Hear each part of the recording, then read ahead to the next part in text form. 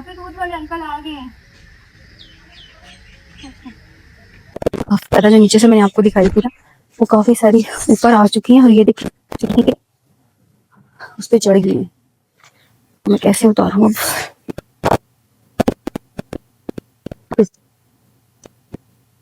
तो बताते हैं कोई आके इसको उतारे यहाँ से, जब उस तार पे जाएंगे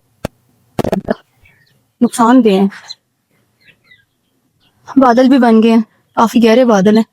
अल्लाह रहम करे। पटोरा मैं ऐसे उठा के खड़ी हूं जैसे मांगने वाले खड़े होते हैं, लेकिन मैं तो हर परिंदों को दाना डालने आई थी, तो मैंने कहा चलो थोड़ा सा जो है ना वो सुबह सुबह का माहौल भी देख लेते हैं इधर उधर।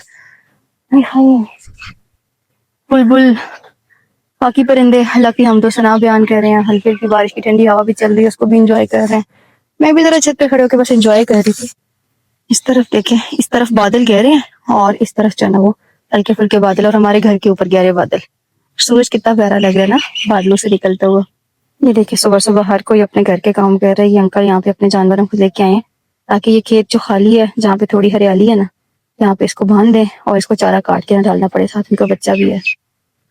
गांव में ना सुबह होते ही ये काम जो है ना ये शुरू हो जाते हैं। कोई अपनी भैंसों के लिए चारा काटने को निकल जाता है, कोई अपनी भैंसों को उस तरह बाहर खुली खेतों में लाके बांध देता है, कोई जो है ना वो बकरियां चराने के लिए निकल जाता है, कोई वैसे खेती बाड़ी करने के लिए जैसे सब्जियां लगाई हुई है उसकी गोड़ी वगैरह करने के लिए। मतलब कोई ना कोई कहीं ना कहीं निकला होता है सुबह सुबह के टाइम पे, क्योंकि जब दोपहर चढ़ती है ना फिर धूप सख्त हो जाती है, तो सबकी कोशिश यही होती है कि दोपहर चढ़ने से पहले पहले जो है ना वो सारे काम निपटा लिए जाए।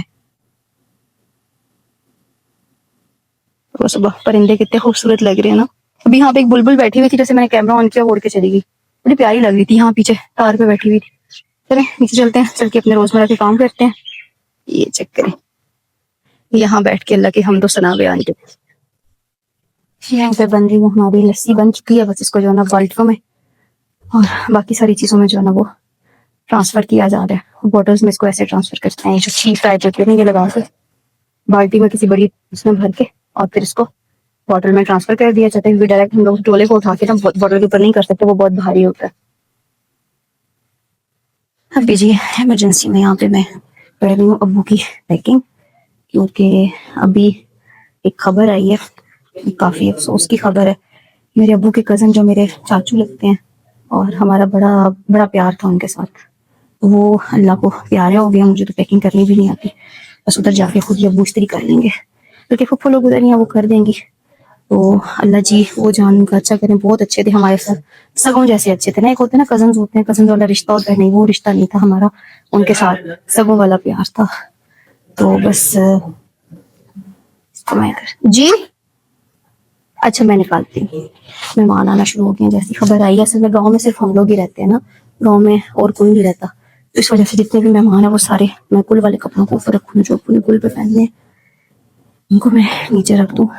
बाकी सामान जो है ना वो फिर अब खुद आके सेट करेंगे। मैं जल्दी जल्दी बस जो जो चीजें मुझे समझ में आ रही हैं, बस ये इंसान की हकीकत है। सुबह से दिल ऐसे जैसी खबर आई है ना, बस दिल खून के आंसू रो रहा है। यकीन करें ये सिर्फ कहने की बात नहीं है, खून खून होता है ना, अपनों का बिछड़ जाना जो होता है वो वाकई बहुत तकलीफ दे होता है। अस्सलाम वालेकुम जी, कैसे हैं आप सब लोग? उम्मीद है कि आप सब लोग ठीक ठाक होंगे। अल्हम्दुलिल्लाह मैं भी आप सबके गाँव से बिल्कुल ठीक ठाक फिट पाटू आनंद फानन तैयारी हुई है। जैसे आप लोगों को पता है कि मौत किसी का इंतजार तो नहीं करती ना, किसी को बता के आती है, तो जल्दी में बस जो है ना वो निकलने की तैयारी हुई है। अब्बू की तैयारी हुई है। मैं आप लोग को बता ही नहीं सकी कि मैं जा रही हूँ इतनी जल्दी। बस सब लोग बैग रख रहे थे, तो अब्बू ने कहा कि कोई एक बहन जो है ना चली जाए, तो आप ही ने कहा कि तुम चली जाओ, मैं से घर को संभाल लूंगी। तो बस जल्दी जल्दी मैंने तो सिर्फ 2 जोड़े कपड़ों के रखे। ये देखिए मेरा सूटकेस पड़ा हुआ है, इस टाइप पे ये मेरा पर्स पड़ा हुआ।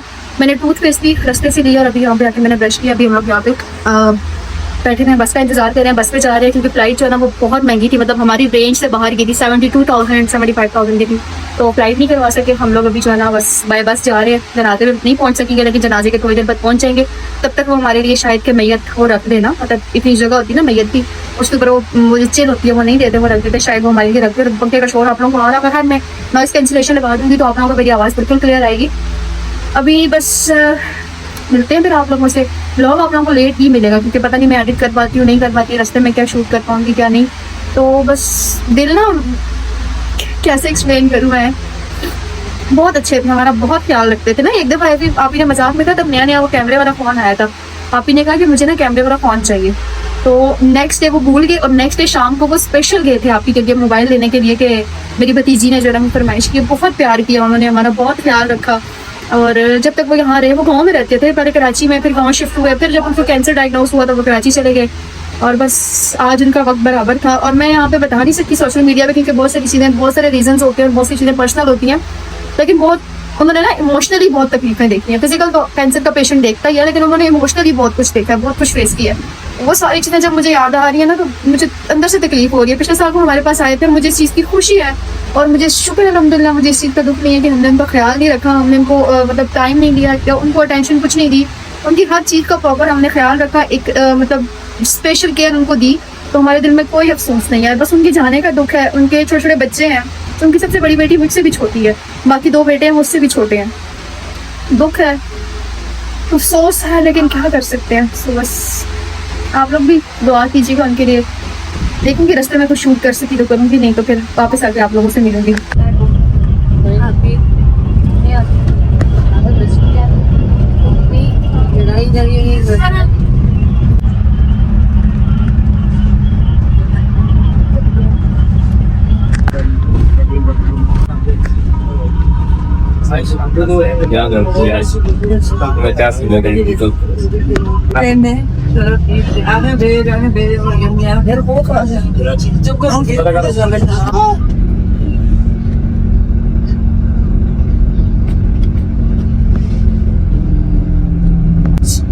देखा पता है किस तरह ये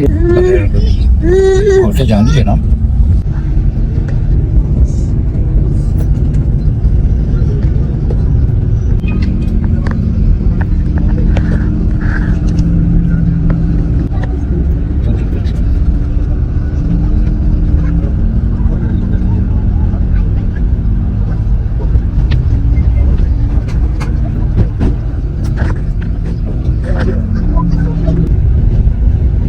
ये जरूर काम करेंगे।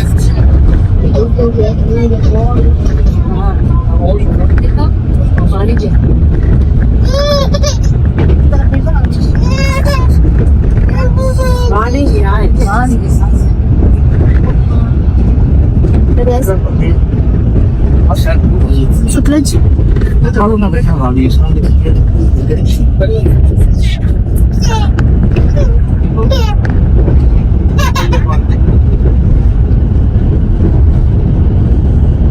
बारिश ना पानी जमा है।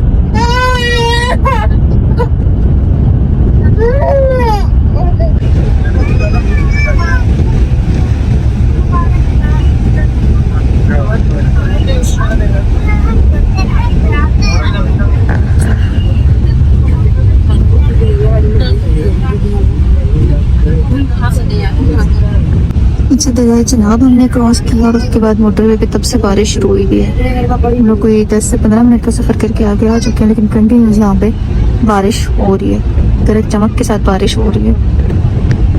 यानी कि पंजाब का मौसम अच्छा, अल्लाह रहम करे। पंजाब में तो पहले दरिया जनाब तो आप लोगों ने देख लिया, उसके हालात कैसी हैं, कैसे हालात हैं दरिया जनाब के आसपास जाना। वो जितने भी एरियाज थे, ऑफकोर्स उनको जो हुकूमत पंजाब ने हुकूमत पाकिस्तान ने खाली करवा लिया, और ये पीछे अच्छे बच्चे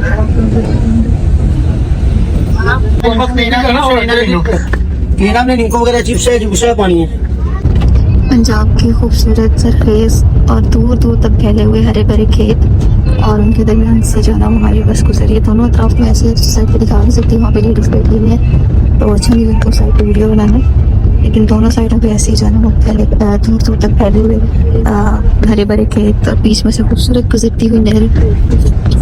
पूरा पाकिस्तानी बहुत प्यारा है, अल्हम्दुलिल्लाह हमारा पाकिस्तान बहुत बहुत प्यारा है। बस सफाई का ख्याल लोग नहीं रखते, इसकी वजह से बहुत सारी जगहों पे मैंने आते हुए देखा मोटरवे की साइड पे कचरा पड़ा हुआ था। तो प्लीज़ अपने पाकिस्तान को साफ रखें, हमारा पाकिस्तान है, इसे हमने ही साफ रखना है। चाहे KPK हो, चाहे सिंध हो, चाहे पंजाब हो, चाहे गिलगित बल्तिस्तान हो, आज़ाद कश्मीर हो, चाहे बलूचिस्तान हो, हर जगह बहुत प्यारी है। अल्लाह ताला ने हमारे इस खत्ते में ना अल्लाह का खुसूसी करम है कि हमारे पास चारों मौसम है, हर तरह की खूबसूरती है, पहाड़ है, सहरा है। पंजाब जैसा हमारे पास जो है ना वो ज़रूरी सूबा और ज़रूरी इलाका है, तो हमें अल्लाह ताला का ना सुबह शाम शुक्र अदा करना चाहिए कि हमें इतने प्यारे खत्ते में पैदा किया और हमें इतनी प्यारी नेमतों से नवाजा। अल्लाह का लाख लाख शुक्र है। इन खूबसूरत, और ये दूर दूर तक देखिए यहाँ से आपको खेत ही खेत नजर आते हैं, कहीं पे बीच में यहाँ पे दरख्त आते हैं तो थोड़ा सा वहाँ पे घना जंगल थोड़ा सा फील होता है, लेकिन जैसे ही दरख्त खत्म होते हैं दूर दूर तक फैली हुई जरी ज़मीन है।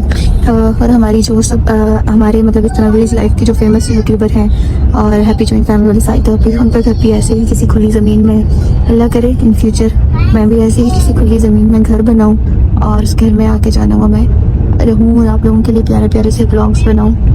लेकिन इंसान सोचता कुछ है, होता कुछ है।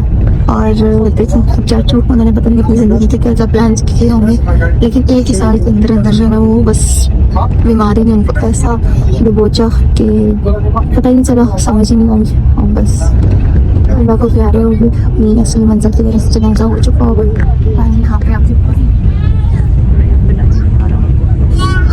टाइम अभी जो है ना वो 2-3 बजे का टाइम होने वाला, तो जनाजा जो है ना वो 2 बजे था, जनाजा तो हो चुका होगा सबकी वही मंजिल है। अच्छा मैं ना बैक कैम करके ऐसे करी होकर बोल रही हूँ, बहुत ज़्यादा शोर है, अगर मैं कैमरा थोड़ा दूर करके अपने फेस के साथ बोलूँगी ना तो आप लोगों को आवाज़ मेरी जो है ना वो क्लियर नहीं आएगी।